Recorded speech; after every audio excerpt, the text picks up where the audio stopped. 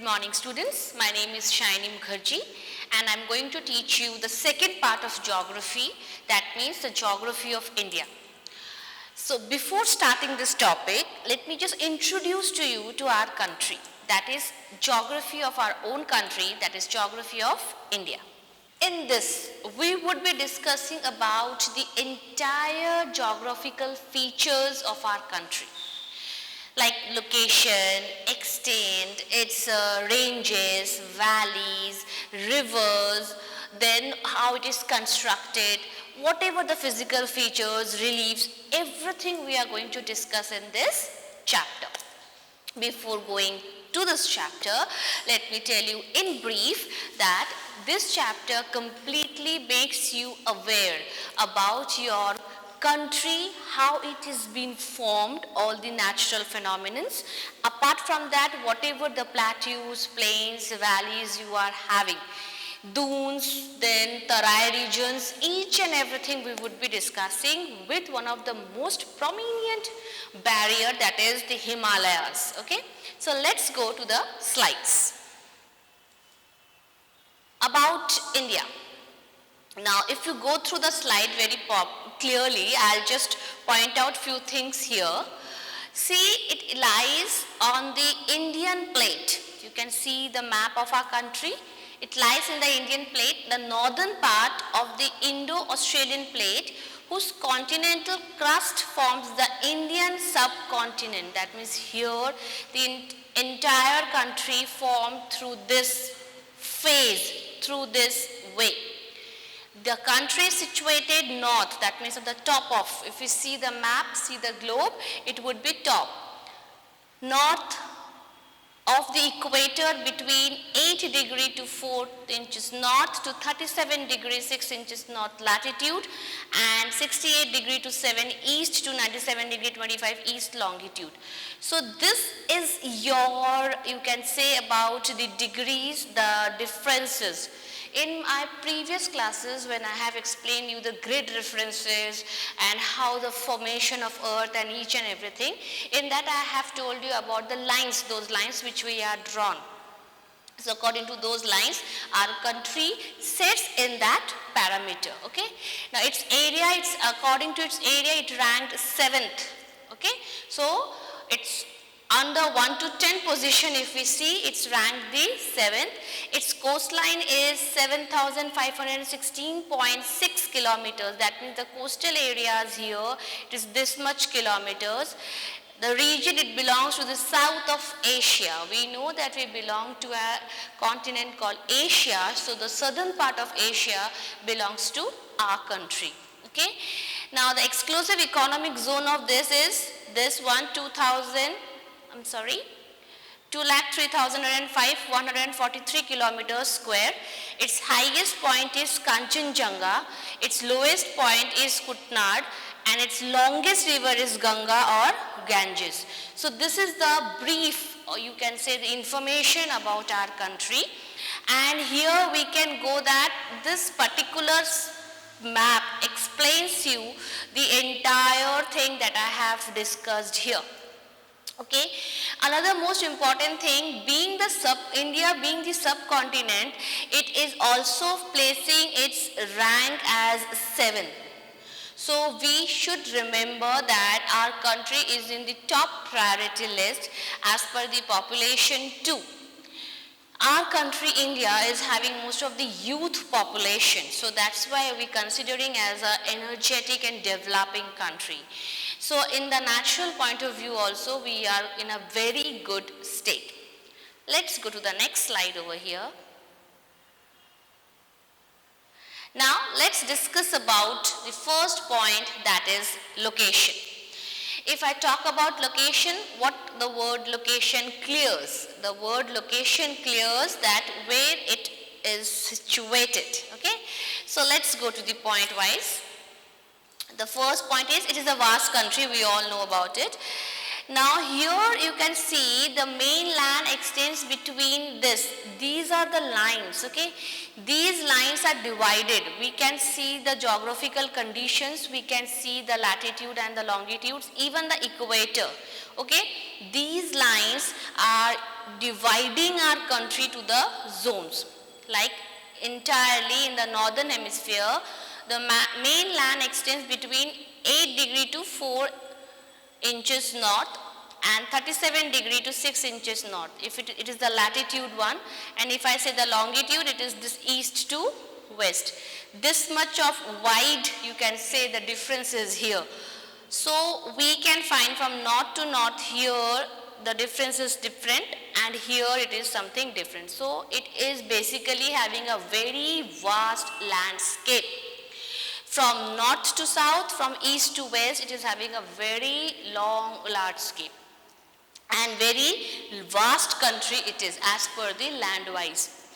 The next is the Tropic of Cancer divides the country into almost 2 equal halves. That means the Tropic of Cancer that is passing from here, it divides the country into 2 equal halves. Basically this work is done by equator when we are discussing the globe or the map of any other country, the time zones. The equator basically talks about this. But here the Tropic of Cancer, that means the 2 lines, Tropic of Cancer and Tropic of Capricorn. Here the Tropic of Cancer is playing an important role, that it is dividing the country into 2 equal halves. The next is that, now find out of the extent of these groups of islands from your atlas. This last point is your as a home task for this, so that you can find out the islands and all the information about it. Let's go to our next slide. Now the physical features, the most important thing of our country is the physical feature. Which features, what the features are, how they work, what are the contribution of those features, we will discuss all the things in detail. The first is the great mountain wall of the north, that we all know it is Himalaya. If you just have an eye on the slide, you can see over here that it is the great mountain wall, that means the Himalayan range. The northern plains, here you can see. The great peninsular plateau, you can see here. The great Indian desert, Thar desert we are having. The great coastal plains, this sides. Islands of Arabian Sea and Bay of Bengal. So if I talk about Bay of Bengal, you will find here Andaman and Nicobar Islands. If I talk about Arabian Sea, you will find here the Lakshadweep. So this physical divisions is divided in such a manner that the entire part of our country is being divided. Okay. Now from top to bottom, if we see, the entire part is having equal and specific zones over there. Even we are having Western Ghats and Eastern Ghats too. So this is the most important thing you should remember, that when we are asking that tell me the physical divisions of your country, in that you have to explain about this, the Great Northern Wall and all these things, so that it distributes your country as per the area wise, as per the climatic conditions, as per their purpose and as per their need. Everything has been explained through this process. So now let's go to the explanation of all these things. The first is Himalayas. That means when I'm talking about Himalayas, basically Himalayas is a natural barrier to us. It protects our country from the cold winds that is coming from the Siberian side. Okay, it is a natural protector. So we can say that our country, you can say, have witnesses different types of climate, enjoy, or you can say feel of different type of climate because of this. Even the mountains are the best source of carrying the clouds, that means the monsoonic winds and all those. Apart from that, in Himalayas ranges, it also spreads the cool breeze as per the seasonal wise. The winter season is there, the summer season is there, the rainy season is there. So this mountain plays a very important role. Now, if I point out here, you can see the Himalayan ranges, it started from the north and it stretches towards the northeast. It having a very good stretch, okay. So, we should know that from where it begins and where it ends. The mountain range covering from north and northeastern part of our country is called Himalayas. So you should remember that what is basically Himalayas. The Himalayas are furtherly divided into other parts too. The outer Himalayas, the inner Himalayas, Shivaliks and all those ranges, Himadri. All these ranges are there. They are divided into certain parts. But basically it started from the north and it's end to the stretching part till the northeast. Okay. The Himalaya is the highest mountain range in the world. So it is the highest mountain range because it stretches from a quite long part of our country and it covers maximum part. Okay. So if we go from northeastern side like Darjeeling and all those places, they are also having the stretch and contribution part of the Himalayas. Now let's see the formation of Himalayas, how the Himalayas are formed. That is also the most important thing because we should know that how this natural protector came to the existence. Okay. Now if I see here, you can see how these zones are there. The Indian plate, here the Eurasian plate and here this one. So this all plates when they collided and it just make the formation of the Himalayas. The land now called the Indian subcontinent was once separated from Asia by an ocean. About 180 million years ago, this land began drifting north toward Asia. So about 50 million years ago, the two land masses collided. You can see it is colliding here, okay. The land in the collision zone was forced upward to form the Himalayas. So this picture tells you the basic formation of Himalayas. Here you can see the Himalayas. Now that means after the formation of our earth, still the process was going on. It didn't stop. Because in previous lectures or in 9th standard, you might have known about the formation of earth through the carbon gases, other type of gases like carbon, argon, oxygen, hydrogen, nitrogen. All these gases summarizes and mixes up to form a you can say the planet which we are living right now. So we know about the formation of earth. After the formation of earth, when it was a hot ball, it took millions of years to cool down. It is a completely natural process through the rain or wind, cool wind, snow, any reasons might be there. So basically the exact reason are still not ventured by the scientists, but still we can say there were many reasons to make the hot ball into a cooler one so that the life can take its place. So when this happens, after that also the process didn't end. The process was still going on. And the best example of the new formation of the formation, you can say the process is the Himalayas. That if you just see the year here, 180 million years ago, that means before that the earth was formed and after the formation of the earth was there, still the process was going on. And here in the 50 million years ago, when these two lands collided with each other and when the separation was created, it moves upward and the formation of a mountain, it was there and we named it as a Himalayas. That means it is made of a him, snow. Okay. Now it's having its parts stretching to the other zones also. Few parts are still in a neighboring country called Nepal too. So, and here we can see the Indian Ocean, here the other one. This is the sliding picture of our country. It is not the straight one because I wanted to make you to know how the formation of Himalayas happen. So that's why when these two plates collided and a separation was there, it moves upward and this mountain was formed. Hope I am very much clear to you to explain the formation of Himalayas. Now, the next slide is about Himalayan system. Now, how the Himalayas work, that is one of the most important things. Till now, we discussed 2 points, that is what is Himalaya, the vast range, and how it formed by the collision of two plates, Indian and Eurasian plates. They collided and the formation was there, a strong snow formation was there. Now, what this formation works for us? If two things are colliding and one result is there, then what is the work of that result? That is also a very important point for us to discuss here. Now the Himalayan system, if I talk about, see, like this it has been distributed. Before this, let me explain you this map, or you can say with this index 2.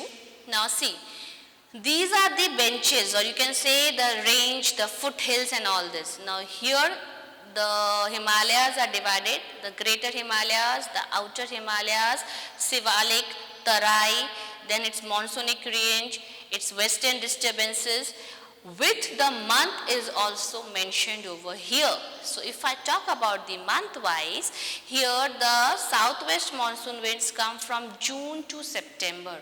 That means this is the month where we, part of the country, we the Indians, the part of our country witnesses the monsoon season. It may differ, it may having a different, you can say, distribution part. It will not equalize in all the parts. Like if it is a heavy rainfall in Meghalaya or Cherrapunji, it might be heavy rainfall in the desert area. No. The distribution may be uneven, but the tenure is this, that it starts from June to September. If I talk about the western disturbances, that means the winter season is approaching. So that time the month is November to March or April, extended till April. It depends upon the conditions. At times, the winter season stretches till April too. So it depends that how much the wind is blowing and what is the natural calamities. Students, you might know that these all things are very naturally, okay? Nothing is man-made. So it depends. The month may vary, but there would be certain changes as per allotted by the season, by the nature, because we can't change the circle of nature. So it is very much obvious for us to know that the month which I am giving here, it may vary, but it will happen during this tenure. Now if I talk about the glaciers of it, it is having 10%, the winter snow cover 35 to 50%, and maximum monsoon precipitation is 1,500 to 3,000 meter as level. So we can see here that even the snowfall or the winter season, the monsoon also plays a very vital role here, okay? Now the ranges, if you can see here the differences, the altitude, the greater Himalayas is having an altitude of 4,600 meters, then it is the lesser Himalayas is having the altitude of 3,600 to 4,600 meters, then outer Himalayas is having this range 1,500 to 3,500 meters, Shivalik is having 900 to 1,500 meters, the Tarai, that means the ranges where people live, it is having 300 meters. Apart from that, if we see here, the Tibetan plateau starts. So we can see it also work as a, you can say, a natural barrier, even a border to the other countries too. We all know that we are sharing our boundaries with other international boundaries too, like where in the western part we can see Pakistan, Afghanistan, in the eastern part the Bangladesh, in the southern part Sri Lanka. So we are sharing our national boundaries with international borders too. So it is very obvious that the northern part also plays a very pivotal role over here, and the Tibetan plateau, it starts from here. That means it is making a demarcation between the Indian plateau subcontinent over to the Tibetan plateau. Now here the lesser Himalayas and outer Himalayas are the places where you can find little bit of life, but the greater Himalayas is completely covered with the snow. Okay, so we will not find any life over there, but because it is a most cold region. But here in this outer Himalayas, the Sivaliks, the Tarai, you will find the life, the human inhabitations available in that particular place. This range is also divided because of its diameters, of its distances. So we have to remember that this Himalayan system is also divided into certain parts. We just see the Himalayas. When we just type the word Himalaya in a Google, a very quiet, a very pictorial view we see mountain covered with snow, little glaciers are there, a sun is dropping its light towards, it's a very scenic beauty. But apart from that, this is also the truth that we can't live in that scenic beauty. The life, the inhabitants' existence started from these regions. So this is the table of your Himalayan system. You should remember that Himalayas are divided into certain parts. And these are the ranges, or you can say the distances from one place to another.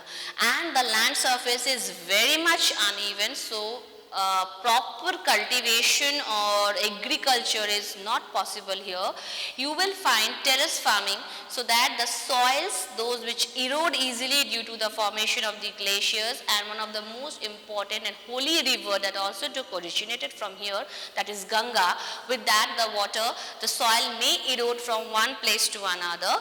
So we have to take care and look after that in this area where the people, inhabitants are there, how they are living, what are the crops and what are the agriculture. So here we will not find the exact agriculture over there. In that particular outer Himalayas or lesser Himalayas, there would be an agriculture in a lesser quantity, and the terrace farming is quite privileged over there. Let's go to the next slide. Now the division of Himalayas, this is the most important thing in the Himalayas that we are going to discuss. The first is Himadri. Now let's go point-wise point so that you would learn also, okay. The first point is, this is the northernmost range and is also known as Himadri. That means the first northernmost range is the Himadri. This is the most continuous range. That means it doesn't ends, or no abruption is there. There is no break, okay. It completely moves. Its harvest stretches till the northeastern side it's having its stretch. So it is continuously moving. It contains the loftiest peaks. That means you will find the peaks over here. The folds of the great Himalayas are irregular in nature. That I have explained you in my first slide when I was explaining the division and the formation of Himalayas, that here you will not find the even surface, the uneven would be there. So that is the most example of Himadri. Famous glaciers like the Siachen Glacier, the Gangotri and Yamuna, etc. So these glaciers are formed here. Now, because there might be a question from your end that then from where the rivers originate. If the mountain, the greater Himalaya is in such a top and completely chilled and cold area, then from where these glaciers took birth? So this glaciers took birth from the Himadri region. There are three glaciers basically discussed in our country. That is the Siachen Glacier. We all know about the Siachen border where our Indian soldiers are protecting our motherland. There is a Gangotri glaciers and the Yamunotri. So these two glaciers give birth to important prominent rivers of our country, that is Ganga and Yamuna, the two holy rivers. And it's having its own tributaries also. Ganga is having its tributaries and Yamuna is having its tributaries. These tributaries, the main source is Ganga and Yamuna, and they took birth from the Himadri glacier part. Let's go to the next slide. Now, Himachal, middle or lesser. Now, if I talk about the middle or lesser, that means the lesser Himalayas that I'm discussing here. So now let's go to the point-wise point here. The ranges lying north of the Sivalik, that means Sivalik is also divided into points. It means Sivalik's north point is called as the lesser Himalayas or the middle Himalayas. The Dholadhar and the Pir Panjal, that means Jammu Kashmir and Himachal Pradesh, the Mussoorie range, Uttaranchal and the Mahabharat range that comes in Nepal belong to the middle Himalayas. So we should know that few parts of our country which we are talking about, that it particularly belongs to us, it's having a little bit of you can say contribution to the other international boundaries. The next, its average height is 4,000 meters to 4,500 meters and its width is about 80 kilometers. And on the hill stations are Dalhousie, Dharmshala, Shimla, Mussoorie, Nainital and Darjeeling belong to this range. cool climate and scenic beauty. That means all the hill stations that we discuss here, this hill stations comes in the middle and the lesser Himalayas. So here the inhabitations are found. Before I sum up my lecture over the session, I just wanted to point certain things that we have discussed about the location of our country. We have discussed about the extent. We have discussed about the most natural barrier, that is Himalayas. In Himalayas, we have discussed about its formation. We have discussed it's about work and its parts. So we have discussed these things till in this session. As per I have discussed and I have given you the home task, you have to complete that home task, find out the more islands, their connectivity to the coastal lines, and the most important thing, find out all the beautiful places of the middle and lesser Himalayas, if anything, any points have been missed over here, and also the temperature and the climatic zones of middle and the lesser Himalayas. Till we meet again, if you have any doubts, you can ask me.